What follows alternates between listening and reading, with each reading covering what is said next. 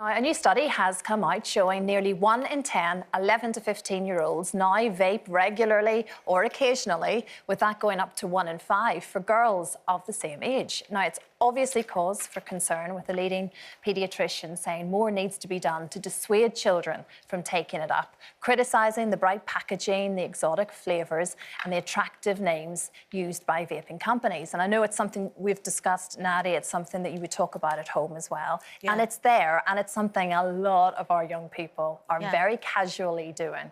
Yeah. Well, as you know, my children were homeschooled for years, for 6.5 years, and my youngest went back to school last year, and so that's when I really started to learn about vaping. I think 1 in 10, that's a really hopeful number from what I hear, because I have really open conversations with my kids about this, and it seems to me that almost everyone they know is almost everyone they know is vaping. And it's just become really accepted. And I really am cross with these companies. It's a bit like Alco Pops. Why do they need to be loads of different flavours? Why aren't they in a black and white box and taste disgusting? They don't need to taste lovely. And I think some parents have fallen into the trap of thinking, wow, this is really good, I've given up smoking, and then vaping in front of their kids in a way that they wouldn't if they were smoking. I mean, I know some friends of mine, you know, my friend, she'll always say to us, oh, will you stop that vaping, because she hates the click. And he says, well, it's better than smoking. And the thing is, that's a message that's got through to kids, I think. And the problem is, yes, if you use vaping in the way that it's supposed to, it's tiny amounts of nicotine. But from what my girls tell me, these kids are vaping huge amounts of these bars, which actually add up to a lot of nicotine. What's actually in these? It's nicotine, isn't it? You've got it, haven't you, Christine? Yeah, well, there, I'm guessing there can be different things depending on the brands, but typically there's nicotine in there, which is obviously the addictive aspect of it. There's various vegetable glycerine and glycol and all sorts of different flavourings. So, and I'm guessing there's various acids in some of them as well. So these it are depends on the developing brand. lungs. Yeah. These are exactly. So we don't know what.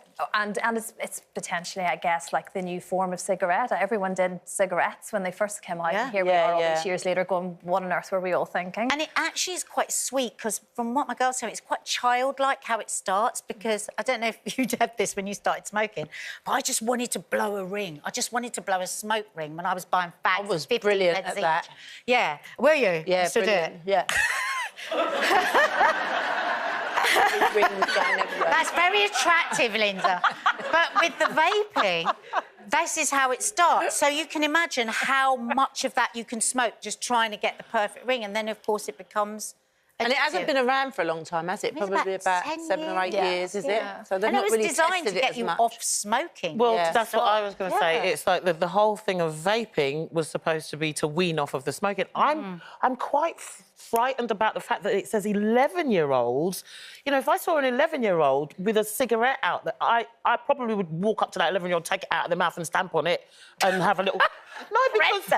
but you think that's good. But you think it's illegal, you know, and what's going on with the shops that are selling these? Where's the regulation that's... And as you say, all the different flavours and things, people think it's cool, kids think it's cool, so it's like it's not affecting them.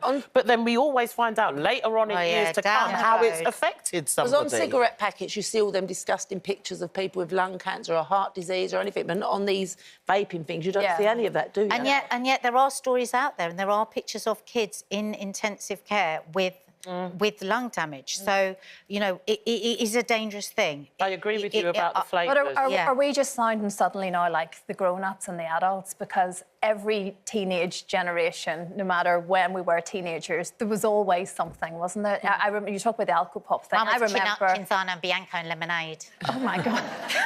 Well, who could get that out after 2 of those? What did you just say? Cinzano, Bianco and lemonade. We'd pour 1 bottle of Cinzano, 1 bottle of lemonade, and then a bottle of orange juice into a bucket, and then we'd all drink. That would be our punch. Wow. Nadia, we're seeing another side to you today for many different reasons. This side's always been there, Christine.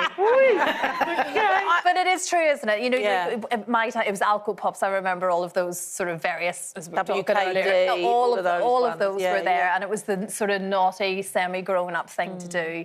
And I'm guessing, you know, my parents and everybody else thought, oh, how ridiculous. and how bad for you, but there's always something. It's that kind of crazy rite of passage, which whether it's bad or good, you don't think about it when you're... I've replaced smoking with nicotine replacement, which is this. It's a Nicorette nasal spray, and I give a little squirt.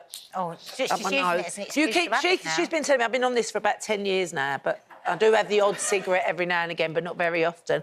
But she keeps saying my nose is going to cave in. That is way too long. Like, my eyes are smarting from that. And you've even had a go of it, I've been telling you off for a long time because that's only supposed to be used again for a couple of weeks. She's been having it for 10 years. Not advice. I even bought it in the jungle with me. It's not normal. That is not normal, Linda. Your kids moan to you about it. They do It's moan like you about said, it all the it's a bit like you think, well, it's better than smoking, and that's what a lot of people are doing now with vaping, certainly, I guess, the older generation.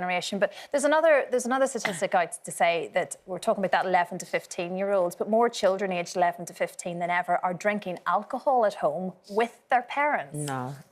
Which is an interesting thing. I mean, I would never have been allowed or invited to do that when I was No one younger. ever drank at home, did they? When, like, when we were growing up.